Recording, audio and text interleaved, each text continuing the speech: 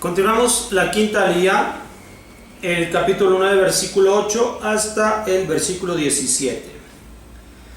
Habló Elohim a Noach y a sus hijos con él diciendo: He aquí que yo mantendré mi pacto con ustedes y con vuestra descendencia después de ustedes, y con toda alma viviente que están con ustedes. Las aves, las bestias y todos los animales de la tierra que están con ustedes, de todos los que salieron del arca, con todo animal de la tierra, mantendré mi pacto con ustedes. Y no exterminaré ya más a todo ser de carne con las aguas del diluvio, ni habrá más un diluvio para destruir la tierra. Y dijo Elohim: Esta es la señal del pacto que yo pongo entre yo y ustedes, y entre toda vida animal que está con ustedes, para las generaciones eternas. A mi arco coloqué en la nube, el que será por señal del pacto entre yo y entre la tierra, pues será cuando yo nublase sobre la tierra y se vea el arco en la nube.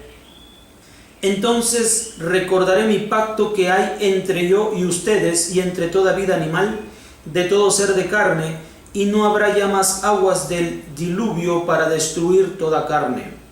Cuando esté el arco en la nube, lo veré para recordar el pacto eterno entre Elohim y entre toda alma viviente en todo ser de carne que está sobre la tierra. Dijo Elohim a Noach: Esta es la señal del pacto que establecí entre yo y entre todo ser de carne que está sobre la tierra. Bien, continúa esta quinta lectura para Noach con aquello que estaba dialogando en primer lugar con Noach y que ahora va a concretar a través de un pacto. Hakadosh Baruj Hu nos da a conocer los pactos porque nosotros las personas generalmente no llevamos a cumplimiento nuestros pactos, nuestras palabras, nuestras promesas. Y Hakadosh Baruj Hu establece un pacto no en función de que Él no vaya a cumplir, sino para que nosotros sepamos, estemos conscientes de que así será. Dado que nosotros siempre incumplimos los pactos y promesas que hacemos, Hakadosh Baruj Hu no hace así. Entonces lo establece como testimonio de que Él cumplirá. Él no necesita hacer un pacto, sino en función de los que necesitamos el pacto, que en este caso es la humanidad, pues Él cualquier palabra que determine y diga, se llevará a cabo. Él es Elohim, nada puede sesgarse de su voluntad, hacerse a un lado de su voluntad. Entonces, la tierra, los cielos, cada cosa que Él dijo, háganse, háganse, y es la palabra de Elohim y simple y sencillamente se ejecuta, se lleva a cabo. Entonces, este pacto nos va a ayudar a nosotros y nos ha de dar una señal, otra vez hablando en estas secciones iniciales del libro de Bereshit, Sefer Bereshit, en todo momento diciéndonos los orígenes de las cosas.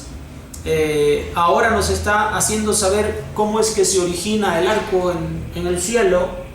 Este vino por las lluvias, el exceso de aguas en el diluvio, y ahora esta es la señal del pacto, esta señal que nos hace saber que Hakadosh Baruj Hu no volverá a destruir al mundo a través de un diluvio, de un cataclismo.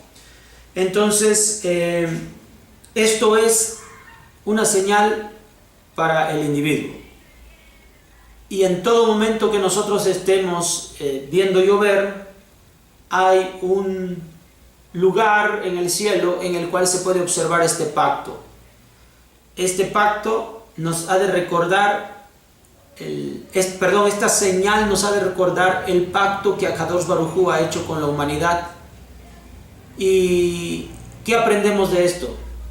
Pues Hakadosh Baruj Hu es un Dios de pactos por causa de la fragilidad que nosotros tenemos para creer en lo que Hakadosh Baruj Hu va a hacer en este mundo.